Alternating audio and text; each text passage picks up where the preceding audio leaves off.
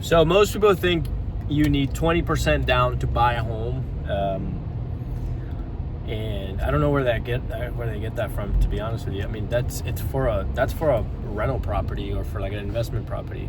And even for rental property, it's better to put 25% instead of 20. You get better rates, but I understand it's 5 extra percent. So for your primary, you can always go 0 or 3 or 5 or 10 or whatever. There's a few little tricks, and if you're in this channel, maybe you're like curious about buying your home and keeping it as a rental or house hacking or whatever. That's kind of like what I do. I'm a real estate agent here in Raleigh, North Carolina. So hit me up. I'll treat you like family if you're buying here, and if you're buying anywhere else, like us, to connect you to a great agent. But you can buy your home with 0. Just remember, if you're borrowing more money from the bank, you will pay more per month. So the more you borrow, meaning the less you put down, the more you pay. It's not like an incredible amount where it's like double or anything, but it is more. So like if you put 25% down for your primary residence, then yeah, your payment's going to be lower than if you put 3% down for that first time home buyer thing. I actually don't understand the first time home buyer thing either. There are programs, don't get me wrong, there are programs that are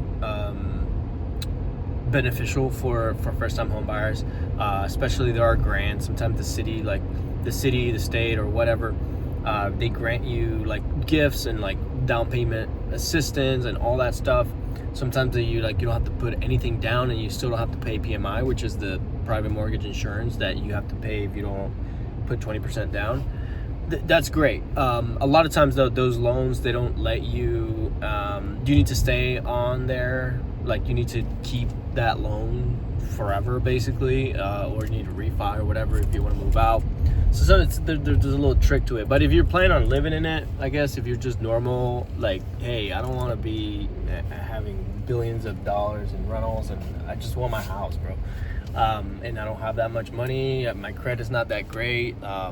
Then one of these programs might work.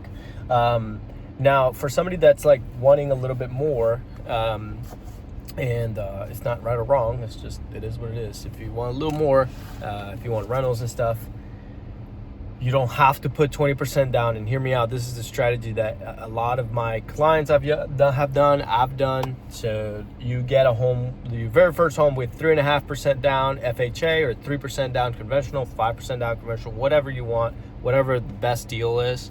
Okay. And yeah, you got to save a little bit, okay? Because there's closing costs. You can ask for closing costs from the seller, depending on the market. Or the market's hot, then you may not be able to. So there's no like one thing. Like it changes, okay? But you always need to like spend less than you make. If you can't, then you gotta make more money, okay? So there's no way around it, okay? So after you save a little bit of money, like 3 to 5% for something that makes sense, that you are like, hey, I would live here. I would let my wife jog at night here, okay? That's a pretty good trick, I guess. Like if you let your child or your wife run at night, then probably you're fine with that area, okay? So after you get that home, potentially it's not as great a shape. Maybe you paint it yourself. Maybe you change like cabinets. Maybe you change flooring. Maybe you meet somebody that does the flooring for cheaper, and you buy flooring discounted, whatever, LVP. You make it a little nicer, okay? Maybe you take a few walls out, but not too crazy. Like it's just like simple stuff. There's ranches, 3-bed, 2-bath ranches with like a little extra wall between the kitchen and the living room. There's like, you don't take the entire wall because that's load bearing, but you take a little bit of it, and it's not load bearing because it still has the middle part, and it opens it up. It's like it's an open concept thing where it's like, wow, it's like a brand new house now. You take the popcorn ceiling out, you change the doors, the doorknobs, the door hinges, you change the cabinet doors, or the cabinet, just even the the fixtures or whatever, like in the water fixtures, like the faucets and stuff, like it's a brand new house, okay? And then after you're kind of done with that, you can buy another house after 1 year, okay? So that's the little trick that I wanted to say. And if you think that you have to put 20% down, imagine that, like even like $300,000 house, that's 60 grand.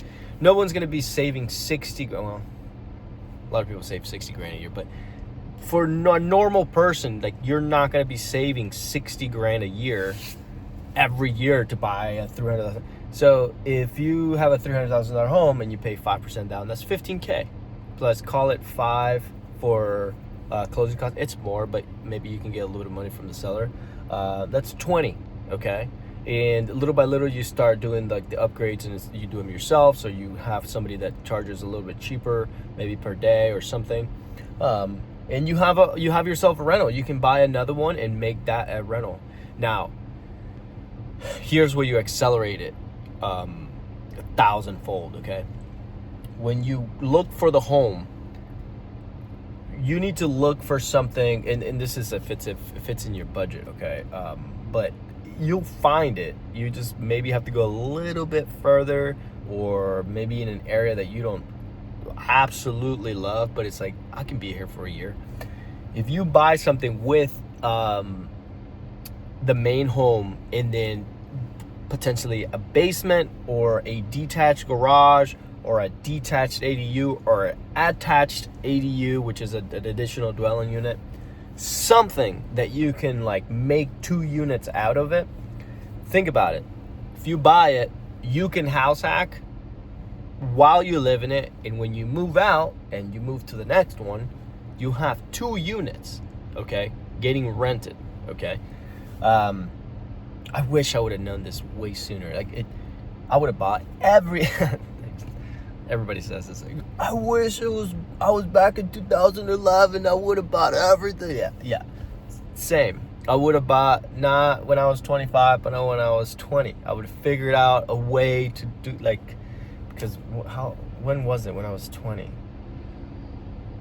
Like 2018 or something? Yeah, it was like 2018. It was a great time to buy because COVID came, like the appreciation. I would have been a freaking trillionaire. But anyways, that's a little trick, okay? People don't want to do it because it's a little bit uncomfortable. It is a little bit of work, but in my opinion, it's way worth it because rents are just going to keep increasing. Inflation is just going to keep increasing, and as long as you maintain the homes correctly and you actually take care of your tenants, and you make it either whatever you want, long-term, mid-term, short-term, whatever you want, you will be happy that you got these homes in the next 10 years. You're going to work at your job that you hate anyways for the next 30 to 40 to like you did your 401k or whatever the heck it is. If you have a pension, I don't know how many people have pensions, but it's like, oh man, I'm glad I worked at this job for 40 years. Now I have my pension or my 401k that I can withdraw 4%. It's the same feeling, but in 10 years. Maybe even less if you do like short-term and mid-term strategies. And maybe 15 years. Okay, call it 15. It's probably 10. But maybe like and year 10, that house that you bought year 1 is like not almost paid off, but it's like there's a lot, and it's got a lot of equity as well. You can kind of play around with the equity. Like it's just like a fun game. And you know, if you're like, dude, this sounds exhausting, then maybe real estate is not for you. But I'm telling you that it's not that complicated. And if I can do it, you can do it. Okay. See you guys next week. Bye.